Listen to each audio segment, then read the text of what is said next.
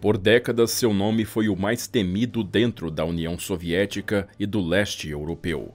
O chefe supremo do NKVD, a temida polícia secreta stalinista, Lavrenti Beria.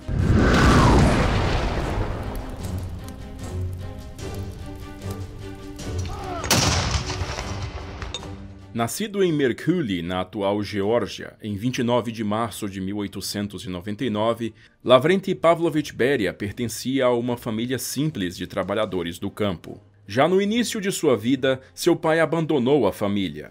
Com uma infância comum, em 1916 seguiu para estudar engenharia em Baku, a atual capital do Azerbaijão. Seria neste local que Beria teria seu primeiro contato com grupos revolucionários comunistas que planejavam a derrubada do Império Russo e juntou-se a eles. No mesmo ano, a Rússia passava por uma grave instabilidade política e econômica. Após anos de um governo falho, com uma economia muito defasada em relação ao restante dos países europeus e principalmente a resultados vergonhosos da Primeira Guerra Mundial, Petrogrado havia se tornado um barril de pólvora. Diversos setores da sociedade consideravam o governo do czar como pífio, e como resultado houve em fevereiro de 1917 uma série de protestos contra o racionamento de alimentos para a população. Após repressões violentas, até mesmo a Guarda Imperial se aliou aos protestantes, o que fez o czar Nicolau II abdicar de sua posição como governante da Rússia. Após muitas reviravoltas internas, com novos governantes provisórios sendo constituídos e depostos em vários momentos, aconteceu a Revolução de Outubro. Ainda descontentes com os resultados do governo provisório, líderes bolcheviques, como eram conhecidos os socialistas vermelhos, apoiaram a tomada do governo com a ajuda de militares, resultando em um conflito armado entre os dois grupos socialistas,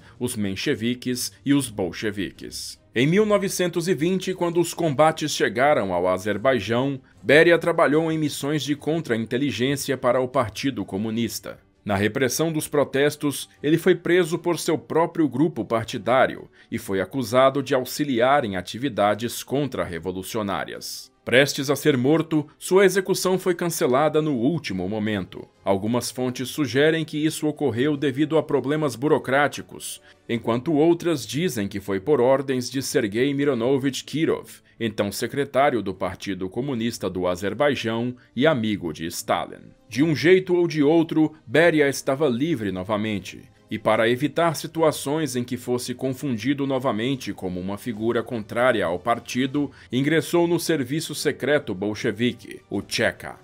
Essa organização tinha a finalidade de reprimir as forças revolucionárias que iriam de encontro aos princípios da revolução liderada por Lenin, e utilizando métodos como prisões em massa, torturas, chantagens e assassinatos, eliminavam todos aqueles que ousavam protestar pela falta de alimentos, e até mesmo os grandes grupos que desertavam do Exército Vermelho em razão das péssimas condições oferecidas.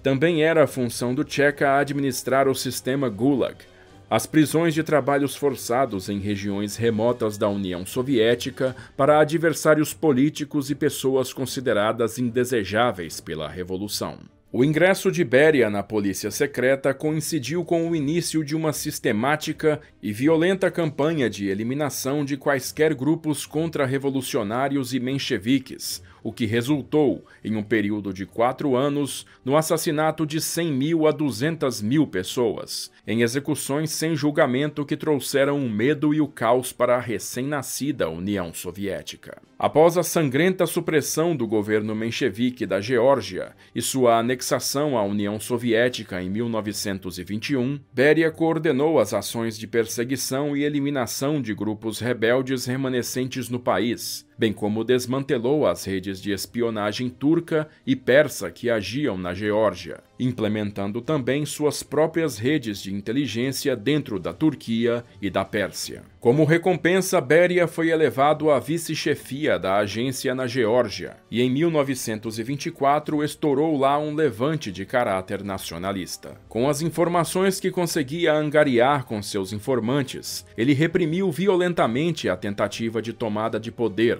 mas alguns historiadores sugerem que o levante foi orquestrado pelo próprio Beria para poder realizar uma demonstração pública de uso de sua nova força, e estima-se que cerca de 10.000 pessoas tenham sido executadas nesse processo. Com a reorganização dos serviços secretos soviéticos, o Cheka foi transformado em OGPU, o Diretório Político Unificado do Estado. Quem assumiu o controle do órgão na Geórgia foi justamente Beria, que após o seu sucesso na repressão dos nacionalistas, foi convidado por Sergo Orjonikidze, então líder do Partido Comunista Transcaucasiano, a conhecer uma figura, também de origem georgiana, que definiria os rumos de boa parte do século XX, Joseph Stalin. Stalin ficou admirado pelas ações de Beria na Geórgia, e ambos mantiveram estreito contato durante os anos seguintes. Como líder do OGPU, cimentou sua posição de liderança na região, tornando-se primeiro secretário do Partido Comunista da Geórgia em 1931 e no ano seguinte líder do Partido Comunista Transcaucasiano. Em 1934, ingressou como membro do Comitê Central do Partido Comunista da União Soviética, quando usou de sua nova posição para assediar seus rivais na região do Cáucaso.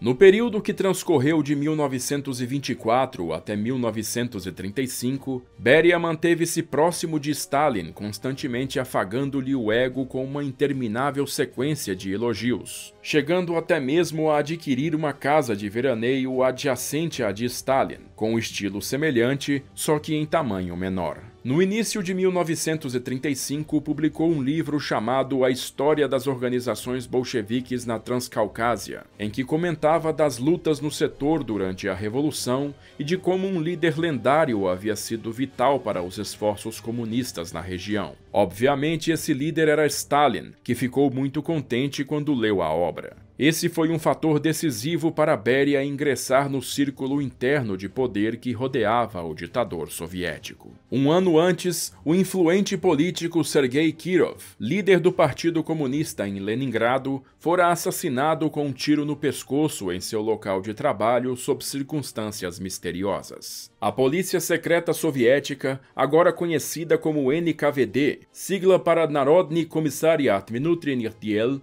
ou Comissariado Popular do Interior, iniciou uma investigação que revelou uma suposta rede de indivíduos que agiam contra Stalin. Após várias prisões e interrogatórios, foi descoberto um plano para assassinar o próprio Joseph Stalin, dando início à mais sangrenta fase da história da União Soviética. O assassinato de Kirov deu início ao Grande Expurgo, ou Grande Terror. Em 1936, sofrendo com intensa paranoia de que poderia ser assassinado a qualquer momento ou sofrer um golpe no poder, Stalin ordenou que qualquer um que fosse suspeito de ser contra o seu governo deveria ser eliminado. Milhões de pessoas foram presas, entre elas antigos bolcheviques que estavam presentes desde o início da Revolução, militares de todas as patentes, minorias étnicas consideradas indesejáveis, professores, cientistas, idosos, mulheres e crianças. A estimativa de mortos desse período varia de 500.000 em algumas fontes a até 7 milhões de pessoas executadas.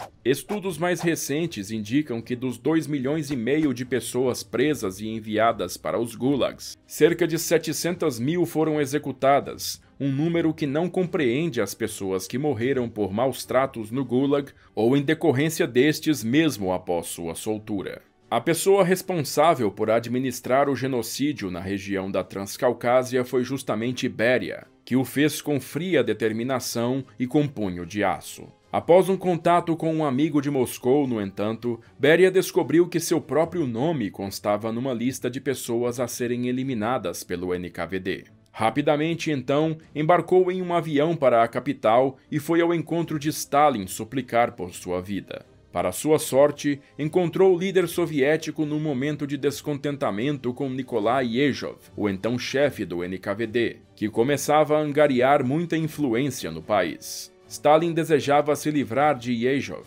decidindo-se por demiti-lo e em seguida nomeando Beria para o comando da polícia secreta em 25 de novembro de 1938. Foram tantas as mortes no Grande Terror que a União Soviética começou a ter problemas logísticos, com o setor econômico, político e militar começando a ficar caóticos devido à falta de lideranças e estabilidade. Figuras importantes como Andrei Tupolev, uma das lendas da engenharia aeronáutica russa, foram presas nesse período. Sob a orientação de Stalin, que buscava apaziguar a crise, Beria ordenou a soltura de 100.000 pessoas e desacelerou a perseguição aos opositores. Yezhov foi executado em 1940, sendo culpado pelos excessos cometidos durante seu tempo no cargo de chefe do NKVD. Em setembro de 1939, após o Pacto de Não Agressão assinado entre Alemanha e União Soviética, cada um desses tomou para si novos territórios, entre eles a Polônia, que foi repartida entre soviéticos e alemães no começo de outubro. Como resultado da ocupação, centenas de milhares de prisioneiros foram feitos pelos soviéticos, entre eles oficiais militares, médicos, cientistas, sacerdotes e políticos, que estavam em custódia em campos na Ucrânia e na Bielorrússia. Em 1940, Beria solicitou a Stalin que todos fossem executados, pois seriam todos inimigos da União Soviética. Com a aprovação de Stalin, 22.000 prisioneiros poloneses foram assassinados pelo executor-chefe do NKVD de Beria, Vassily Blokhin, e seus corpos despejados em valas comuns na floresta de Katyn, na Bielorrússia. Em 1943, os corpos foram descobertos pelos alemães, sendo usados como propaganda do Reich contra seus adversários. O governo polonês em exílio pediu uma investigação da Cruz Vermelha Internacional sobre o assunto, o que fez com que Stalin terminasse quaisquer relações diplomáticas com eles. Após o contra-ataque soviético que tomou o controle da região, o governo comunista começou a culpar a Alemanha pelos corpos encontrados, e a verdade só viria à tona em 1990, quando uma comissão de investigação da União Soviética confirmou que Beria e Stalin haviam sido os responsáveis pelo massacre. No mesmo ano de 1940, Beria chefiou a organização do bem-sucedido plano de assassinato do dissidente soviético Leon Trotsky, que estava exilado no México, e no ano seguinte, mesmo após o início da invasão alemã da União Soviética, realizou outro expurgo nas forças armadas e indústrias bélicas, eliminando até mesmo oficiais de alta patente. Isso ocasionou um problema no combate aos invasores, com o expurgo dos indivíduos que tinham mais experiência em combate. Durante o conflito, Beria fez parte do Comitê de Defesa do Estado e foi o responsável por mobilizar o trabalho forçado dos prisioneiros de guerra e inimigos do Estado que estavam presos nos gulags. Foi nesse período que ele travou maior contato com Georgy Malenkov, com quem dividiria o controle e supervisão da produção e desenvolvimento de armamentos, motores e aviões. Mais perto do fim da guerra, em 1944, Beria também realizou um processo de limpeza étnica nos locais antes ocupados pelos alemães, sendo centenas de milhares de pessoas executadas ou deportadas para regiões remotas da União Soviética. Especial destaque pode ser dado ao caso dos tártaros da Crimeia, no atual território da Ucrânia, que foram removidos forçadamente para a Sibéria, sendo 8.000 deles mortos durante a retirada, enquanto outros 30.000 morreram no caminho para o exílio no leste. Ao mesmo tempo, Beria também assumiu a supervisão do ultra-secreto projeto da bomba atômica soviética, que já obtinha suas primeiras informações técnicas através da rede de espionagem russa dentro do projeto Manhattan. No fim, Beria envolveu mais de 300.000 pessoas no esforço, incluindo milhares de prisioneiros dos gulags, usados como trabalho forçado na mineração de urânio. O projeto resultou na explosão da primeira bomba atômica soviética em 1949. Em julho de 1945, Beria recebeu a patente de Marechal da União Soviética e, logo após o fim da guerra, auxiliou no planejamento da tomada de poder de vários regimes comunistas pelo mundo, inclusive tendo se encontrado várias vezes com Kim Il-sung, o futuro ditador da Coreia do Norte, desde a invasão soviética da Manchúria japonesa. Entretanto, entre todos os atos cruentos praticados por Beria, o que realmente o fez famoso foi seu comportamento sexual predatório, levado a cabo por anos enquanto estava no auge do seu poder. No seu tempo como chefe do NKVD, seus guardas pessoais o conduziam em rondas de carro pelas ruas de Moscou, enquanto ele apontava com o dedo mulheres que achasse atraentes. Seus homens, em seguida, raptavam a mulher e a levavam para sua residência, onde haveria um farto jantar preparado. Após a refeição, Beria levava a moça para o seu escritório com isolamento acústico e a estuprava. Na manhã seguinte, quando fosse liberada, era oferecido um buquê de flores à vítima. Se ela aceitasse, queria dizer que as relações foram consensuais. Se não aceitasse, seria logo presa ou morta. A maioria da alta cúpula soviética que tinha contato com Beria em festas e eventos instruía as garotas de suas famílias a não aceitarem quaisquer regalias ou caronas por parte dele. Em um caso, quando Stalin soube que sua filha Svetlana estava sozinha em casa com Beria, rapidamente ligou para ela e ordenou que saísse de lá imediatamente. Ele havia ordenado que seu motorista, Rafael Sarkisov, com quem trabalhara durante vários anos, mantivesse uma lista com todos os contatos das mulheres que tinha violado. Apesar de eventualmente ter ordenado a ele que destruísse essa lista por medo de represálias, Sarkisov manteve uma cópia consigo que foi usada anos mais tarde no julgamento de Beria. Um dos casos que ilustra a mente perversa e maníaca de Beria ocorreu quando mandou buscar Tatiana Okunevskaya, uma famosa atriz soviética, fazendo-a crer que iria se apresentar para lideranças políticas. Quando Tatiana chegou à casa de Beria, ele revelou que trocaria favores sexuais pela liberdade do seu pai e sua avó, que estavam presos no Gulag, oferta que ela relutantemente aceitou. Mas Beria sabia que o pai e a avó de Tatiana haviam sido executados meses antes, e mesmo após o ato ela ainda foi presa e condenada ao confinamento em solitária no Gulag. Em 1993, trabalhadores de construção civil estavam fazendo uma reforma na casa que pertencia a Beria e que agora sediava a embaixada da Tunísia, e encontraram lá uma série de ossadas humanas soterradas. Em 1998, outra reforma achou os restos de 5 jovens mulheres com sinais de execução, e em 2011, durante uma escavação próxima ao local, foram encontrados mais restos humanos, inclusive de 2 crianças. Nenhum dos corpos aparentava ter sido enterrado com roupas, e a localização condizia com o jardim de rosas da esposa de Beria. No início dos anos 50, com Stalin já com idade avançada, nasceu uma disputa interna para decidir quem seria seu sucessor na chefia do Estado soviético. Em 2 de março de 1953, Stalin foi encontrado no chão do seu escritório, em grave estado de saúde. Após 3 dias de incerteza, nos quais Beria ficou sempre próximo ao seu leito, Stalin havia falecido e Beria foi visto comemorando triunfalmente de forma incontida do lado de fora da casa.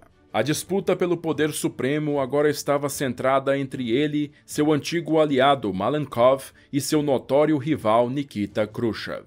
Malenkov emergiu como primeiro-ministro e Beria como seu vice, tendo Khrushchev assumido a secretaria-geral do partido. Curiosamente, Beria iniciou uma série de medidas de flexibilização das liberdades para a população. Soltou mais de 1 milhão de prisioneiros dos gulags, devolveu os passaportes de outros milhões de pessoas, baniu o uso de tortura nas prisões soviéticas e planejava dar mais liberdade para as repúblicas socialistas desenvolverem sua cultura. Num surto que deixou o Politburo assombrado, Beria publicamente propôs a concessão de maior autonomia à Ucrânia e aos países bálticos Estônia, Letônia e Lituânia, a devolução das Ilhas Kurilas ao Japão, da Moldávia à Romênia, da Carélia à Finlândia e de Kaliningrado à Alemanha, além de chamar publicamente a Alemanha Oriental de Estado Artificial. Semanas após a morte de Stalin, Beria também revelou em reuniões com altos funcionários do governo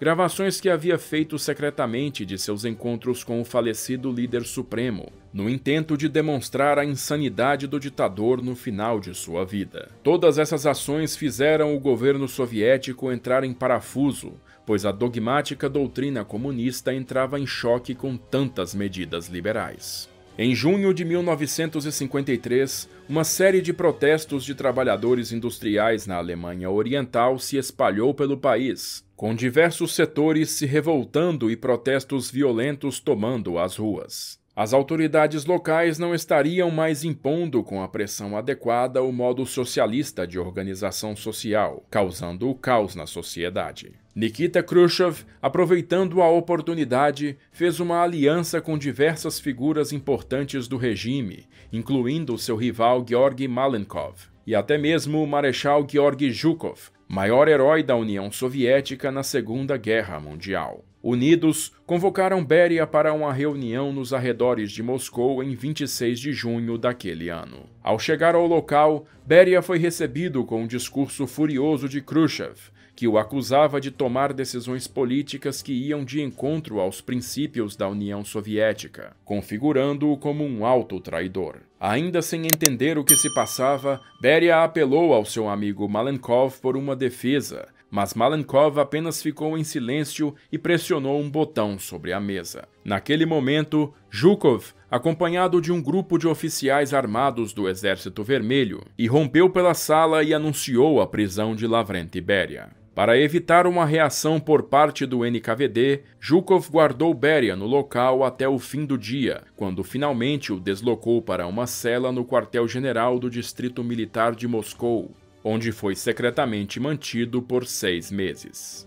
Em 23 de dezembro, Beria e 6 dos seus colaboradores mais próximos foram levados a uma sessão especial da Suprema Corte da União Soviética, presidida pelo Marechal Ivan Konev. Sem direito à defesa ou apelação, Beria foi expressamente condenado pelos crimes de traição, por ter conduzido conversações de paz com Adolf Hitler durante os primeiros meses da invasão alemã em 1941, terrorismo, por sua condução do expurgo do Exército Vermelho no mesmo período, e atividades contra-revolucionárias, devido à sua obscura atuação nos primeiros anos da Revolução em 1919. Todos os réus receberam a pena de morte, e os 6 aliados de Beria foram fuzilados assim que o julgamento terminou. Mas Beria teria um destino diferente. Conduzido para uma cela no porão do prédio em estado de extremo desespero, Beria foi deixado sozinho no chão, quando então adentrou o recinto o general Pavel Batitsky, subcomandante do Distrito Militar de Moscou. Em prantos e suplicando pela vida de joelhos, Beria foi executado com um tiro na testa por Batitsky.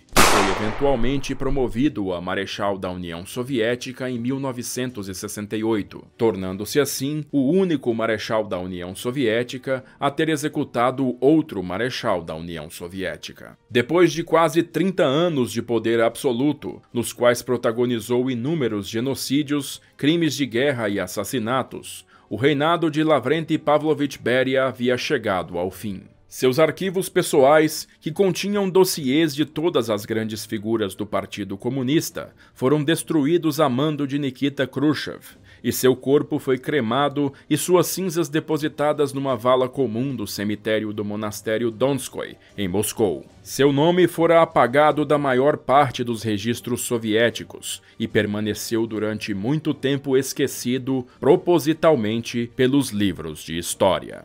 Gostou da história aí? Se você gosta do nosso trabalho e quer colaborar com o canal, pode fazer isso mandando um pix pra gente ou então colaborando lá no Apoia-se, porque dessa maneira você entra pro nosso grupo VIP do WhatsApp e discute as próximas pautas comigo. Eu já vou agradecendo a todo mundo que tá ajudando, mas em especial a esses camaradas aqui que são de primeira. E se você ficou curioso e quer comprar os livros que eu uso pra fazer esses vídeos, vou deixando o link deles bem aqui embaixo. Por enquanto, assiste esses vídeos que eu selecionei para você, se inscreve aí no canal e badala o sininho para não perder as notificações quando eu postar mais vídeos. Eu vou ficando por aqui, agradeço novamente a sua audiência e aquele abraço da Sala de Guerra.